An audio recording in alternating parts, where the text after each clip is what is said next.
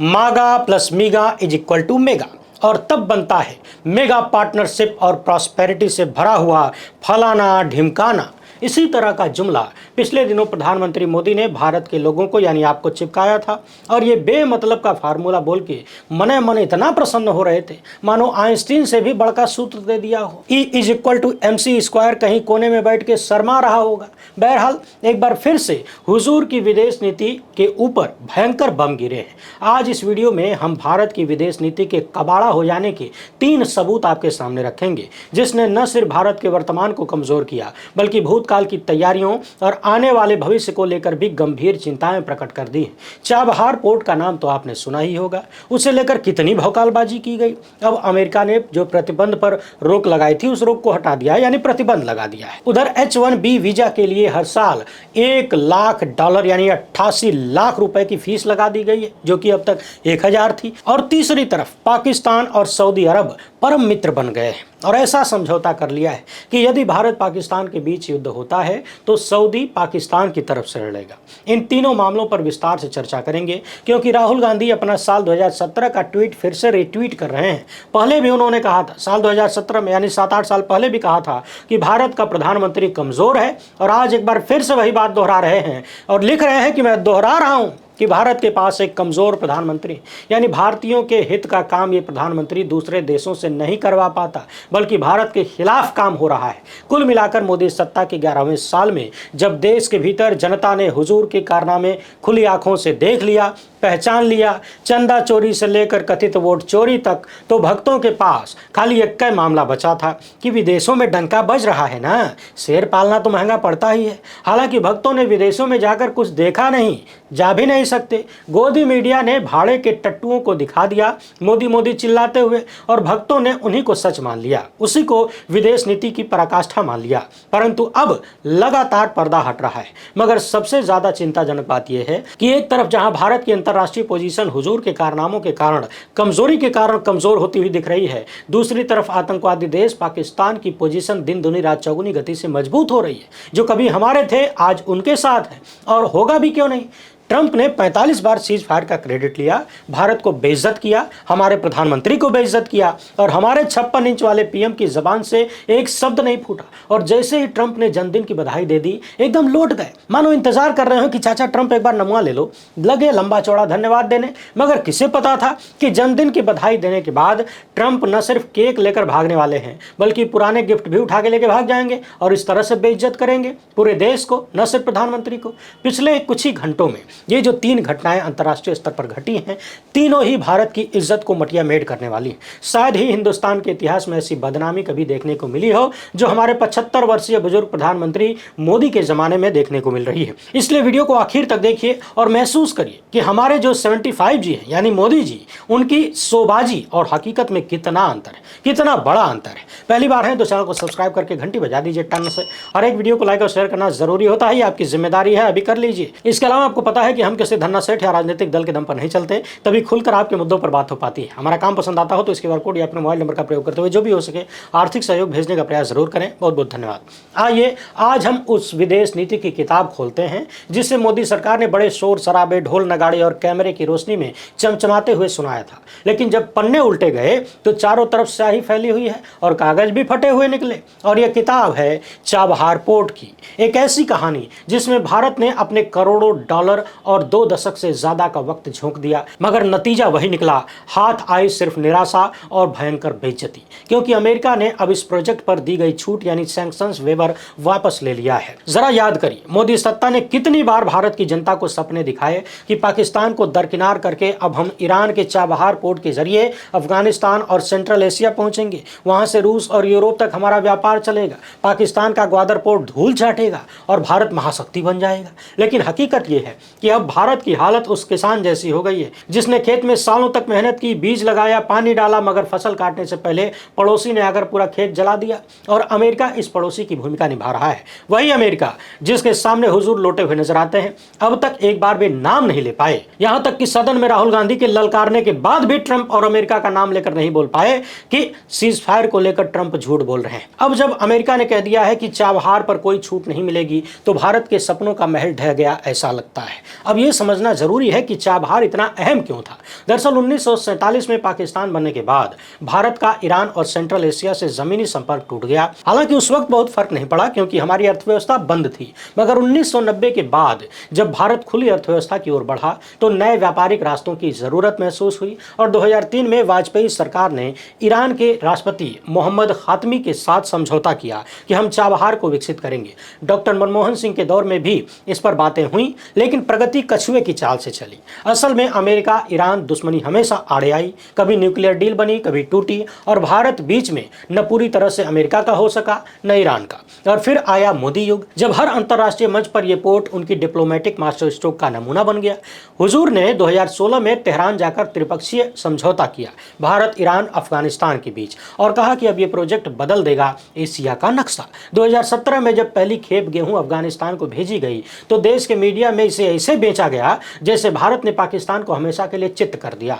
लेकिन यह तस्वीर सिर्फ कागज पर बनी रही, क्योंकि जमीनी हकीकत यह थी कि अमेरिका ने ईरान पर प्रतिबंध लगा रखे थे और भारत के लिए अंतर्राष्ट्रीय सप्लायर्स खोजना मुश्किल हो गया। मोदी सरकार ने फिर भी करोड़ों डॉलर झोंक दिए। अब तक भारत ने लगभग 85 मिलियन डॉलर सीधे निवेश किया। इसके अलावा 150 मिलियन डॉलर का लोन ऑफर हुआ, 24 मिलियन डॉलर के उपकरण सप्लाई किए और बजट में 100 करोड़ रुपए का आवंटन भी किया। लेकिन नतीजा क्या हुआ? पोर्ट अधूरा, सप्लाई अटकी और अब अमेरिका की छूट भी खत्म हुई। यानी लाखों करोड़ों रुपए जनता की जेब से, आपकी जेब से निकाले गए, लेकिन मिला सिर्फ चुनावी भाषण और अखबारों की सुर्खियां, वो भी आपके पैसे से। सोचिए कि जो प्रोजेक्ट भारत को अफगानिस्तान और सेंट्रल एशिया तक ले जाने वाला था, वही अब भारत को अमेरिका और ईरान के बीच की रस्साकसी में फंसा चुका है। अब या तो भारत अमेरिका के साथ खड़ा होकर ईरान को नाराज करे या ईरान के साथ जाकर अमेरिका का गुस्सा झेले, जो कि झेल रहा है। इसे कहते हैं सांप भी मर जाए और लाठी भी न टूटे वाली कूटनीति। मगर मोदी सरकार ने ऐसी स्थिति बना दी है कि सांप भी जिंदा है और लाठी भी टूट चुकी है। तालिबान के अफगानिस्तान में लौट आने से हालात और खराब हुए। 2021 में जब काबुल पर तालिबान का झंडा लहराया तो भारत ने तुरंत दूतावास बंद कर दिया, सारे प्रोजेक्ट अधर में लटक गए और चाबहार के जरिए गेहूं भेजने का दावा धरा रह गया। हालांकि 2022 में भारत ने दोबारा 200 करोड़ रुपए की मदद का ऐलान किया और 20,000 मीट्रिक टन गेहूं भेजने की योजना बनाई। लेकिन सवाल यह है कि जब जमीनी हकीकत ही तालिबान के कब्जे में है और अमेरिका ईरान की तनातनी बढ़ रही है तो यह पैसा किस खाई में जाएगा? मोदी सरकार को बताना चाहिए कि जनता का पैसा क्यों बर्बाद हो रहा है।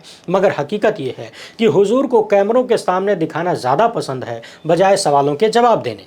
चाबहार की हालत अब यह है कि जिस ग्वादर पोर्ट को चीन ने पाकिस्तान में खड़ा किया था वो तेजी से आगे बढ़ रहा है और भारत का चाबहार अधूरा रह गया है। ग्वादर चीन की बेल्ट एंड रोड इनिशिएटिव का मोती बन चुका है और चाबहार भारत की विदेश नीति का कटा हुआ पतंग, जिसका धागा किसके हाथ में है किसी को पता नहीं, हवा में झूल रहा है और भारत का अपमान बन गया है। अब आप ही सोचिए, क्या यही है विश्वगुरु भारत की विदेश नीति?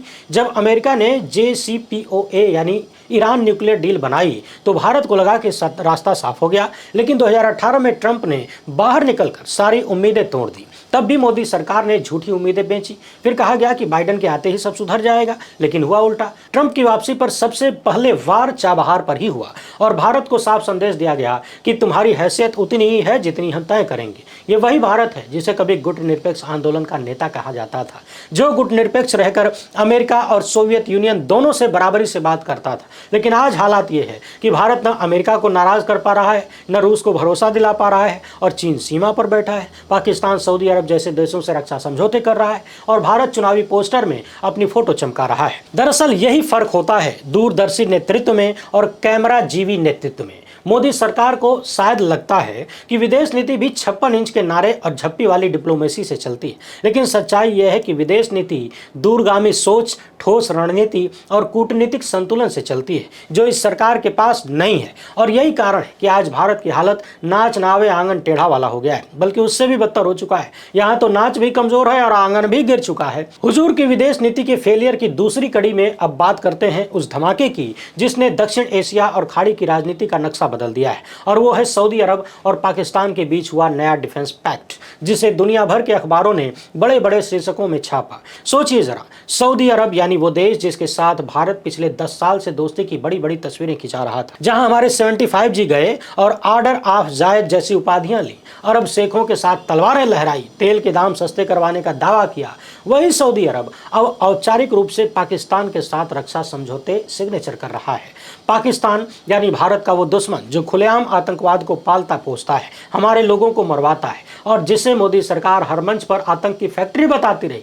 अब जरा ताज्जुब कीजिए कि यह समझौता ऐसे वक्त में हुआ है जब पूरी खाड़ी राजनीति अमेरिका पर संदेह करने लगी। अरब देशों को लग रहा है कि अब वाशिंगटन भरोसेमंद सुरक्षा गारंटर नहीं रहा। वजह साफ है, इजराइल ने पिछले हफ्ते कतर की राजधानी दोहा पर हवाई हमला कर दिया, जहां हमास के नेता बातचीत कर रहे थे और अमेरिका ने आंखें मूंद ली, कुछ नहीं बोला। इससे खाड़ी देश आग बबूला है और उसी गुस्से में सऊदी ने पाकिस्तान की तरफ हाथ बढ़ाया। पाकिस्तान जिसके पास एटमी हथियार है और अब तो उसने कह दिया है कि वो देगा भी। इस तरह की खबरें आई हैं। उनके किसी मंत्री ने बयान दिया है कि पाकिस्तान अपने परमाणु हथियार सऊदी अरब को देगा और जिसकी फौज को हमेशा इस्लामी दुनिया की ताकतवर आर्मी कहा जाता रहा है। अब ये डील सिर्फ औपचारिकता नहीं है, बल्कि इसमें साफ साफ लिखा गया है कि किसी भी एक देश पर हमला होगा तो दोनों मिलकर उसका जवाब देंगे। यानी अगर पाकिस्तान पर हमला हुआ तो सऊदी कूदेगा और अगर सऊदी पर हमला हुआ तो पाकिस्तान कूदेगा। अब जरा सोचिए कि इसका भारत पर क्या असर पड़ेगा।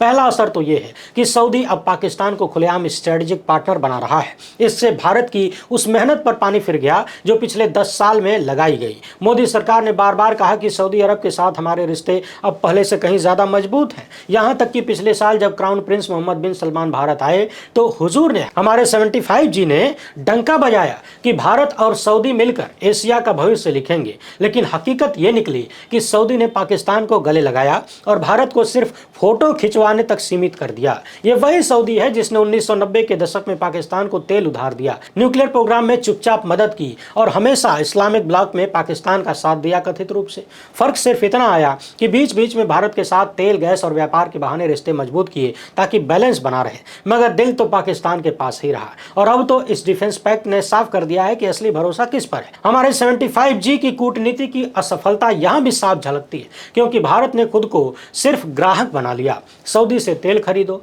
निवेश के लिए हाथ फैलाओ, फोटो खिंचवाओ और समझो कि रणनीतिक साझेदारी बन गई। मगर जब असली सुरक्षा और सैन्य साझेदारी की बात आई तो सऊदी ने पाकिस्तान का हाथ थामा। व्यंग में कहें तो मोदी सरकार विदेश नीति को शादी के कार्ड की तरह समझती है। हर किसी को बुलाओ, फोटो खिंचाओ, शोर मचाओ, मगर जब असली घर गृहस्थी चलाने की बारी आती है तो रिश्ते कहीं टिकते नहीं। जहां भरोसा होता है वहीं टिकते हैं और भरोसा भारत पर नहीं पाकिस्तान पर हुआ सऊदी अरब को। अब सवाल उठता है कि पाकिस्तान की ये ताकत आई कहां से? जवाब है अमेरिका और चीन की खेली हुई बाजी और भारत की खोखली नीतियां। हमारे 75G की खोखली नीतियां।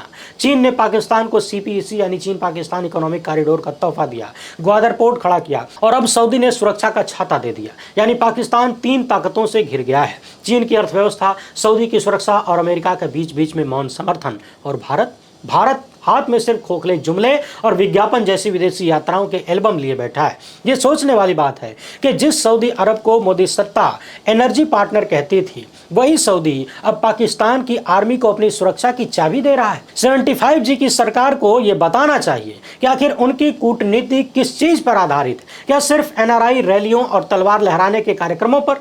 आज हालात यह है कि अरब देशों में भारत की जगह पाकिस्तान की कूटनीति गहराई से जड़ें जमा रही है और भारत पीछे छूट रहा है। ट्रंप के दोबारा राष्ट्रपति बनने के बाद यदि आप ध्यान से देखें तो भारत की छवि पूरी दुनिया में खराब हुई है। वहीं पाकिस्तान दिन पर दिन मजबूत होता हुआ भारत को मात देता हुआ दिख रहा है अंतर्राष्ट्रीय मंचों पर। मोदी सत्ता चाहे जितनी झूठी तसल्ली देती रहे कि भारत सऊदी रिश्ते अब तक के सबसे अच्छे दौर में है, मगर सच यह है कि सऊदी पाक डिफेंस पैक्ट भारत के लिए सीधा कूटनीतिक झटका है और भारत की सुरक्षा के लिहाज से भी खतरनाक है। क्योंकि अगर कल को भारत पाक के बीच तनाव बढ़ा तो पाकिस्तान ये कह सकता है कि सऊदी उसके साथ खड़ा है और खड़ा भी होगा और सऊदी के इस संदेश से बाकी के खाड़ी देश भी पाकिस्तान की तरफ झुक सकते हैं। अब आप ही सोचिए कि हमारे 75G की सरकार जिस विदेश नीति को उपलब्धि बता रही थी वही अब भारत के गले का फंदा बन चुकी है। कहावत है कि खुदा मेहरबान तो गधा हो पहलवान। पाकिस्तान की हालत यही है और भारत का हाल यह है कि हाथी के दांत दिखाने के और खाने के और हो चुके हैं। कैमरे पर मोदी सरकार विदेशी दौरों को उपलब्धि बताती है,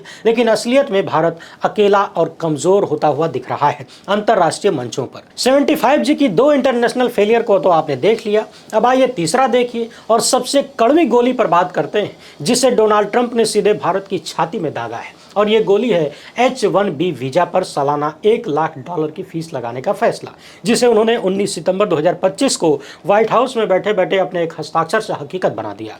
सोचिए जरा, भारत के लाखों इंजीनियर, टेक्नोलॉजी प्रोफेशनल्स और युवा जो अमेरिका में काम कर रहे हैं या जाने की उम्मीद रखते हैं, उनकी जिंदगी अब एक झटके में उलट पलट गई है, क्योंकि कंपनियों को अब हर साल प्रति H-1B कर्मचारी $1 लाख चुकाने होंगे और यह रकम सिर्फ सरकार को जाएगी। इसके अलावा कर्मचारी का वेतन भी अलग, यानी कंपनियां अब सोचेंगी कि आखिर किसी भारतीय को रखना है फायदेमंद है या अमेरिकी ग्रेजुएट को ट्रेन करना है।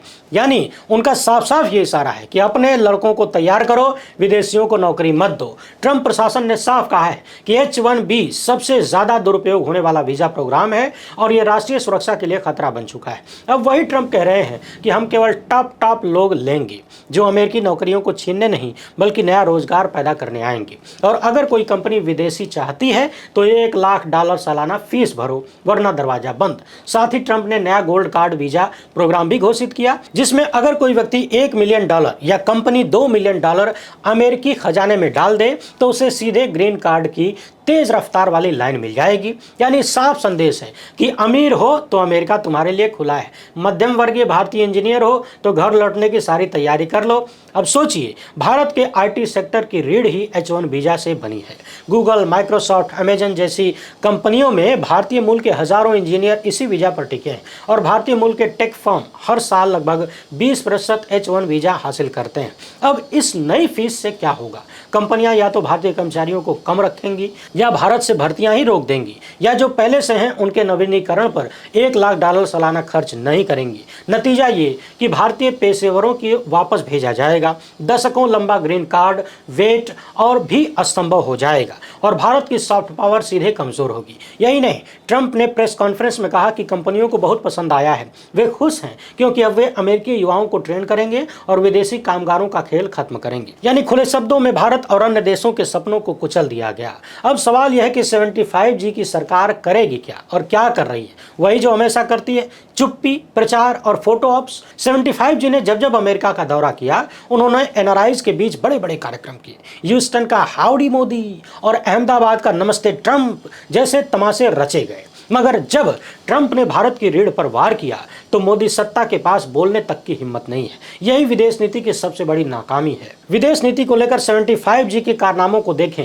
तो एक ऐसी फिल्म नजर आती है कि ट्रेलर तो बड़ा धमाकेदार था, गाने भी सुपरहिट थे, मगर फिल्म बॉक्स ऑफिस पर फ्लॉप हो गई। लोगों ने देखा ही नहीं क्योंकि स्क्रिप्ट में दम नहीं था। आज हालात यह है कि भारत की रणनीतिक महत्वाकांक्षा यानी चाबहार छूट और आर्थिक ताकत H-1B वीजा प्रोफेशनल्स दोनों पर अमेरिका ने ताला जड़ दिया है और भारत के प्रधानमंत्री उस ताले की चाबी खोजने की बजाय चुनावी मंचों पर विदेशी दौरे की एल्बम दिखा रहे हैं। जनता को यह समझना होगा कि विदेश नीति का मतलब केवल झप्पी डालना और उपाधियां लेना नहीं होता, बल्कि असली विदेश नीति का मतलब है अपने नागरिकों के लिए सुरक्षित, सम्मानजनक और स्थिर अवसर पैदा करना, जो हमारे 75G करने में नाकाम रहे हैं। और इसीलिए आज भारत की हालत ऊंची दुकान फीका पकवान जैसी हो गई है। बाहर से चमचमाती विदेश नीति प्रचार में और अंदर से खोखली बेजान। ध्यान रखिएगा, कुछ लोग ये भी कह रहे हैं कि चलो वहां पर नौकरी नहीं देंगे तो ये सारे लोग अब भारत में आ जाएंगे, कितनी अच्छी बात है, भारत को नए रास्ते पर ले जाएंगे, विकास पर ले जाएंगे, उनका आना जरूरी था तो भैया पहले बुला लेते।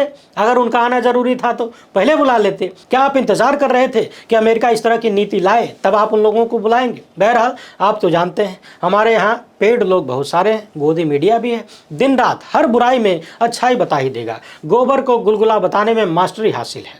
फिलहाल इतना ही। वीडियो को ज़्यादा से ज़्यादा लोगों तक पहुँचाएं। पहली बार है तो चैनल को सब्सक्राइब कर लीजिए। हमसे जुड़ने के लिए बहुत बहुत धन्यवाद। जय।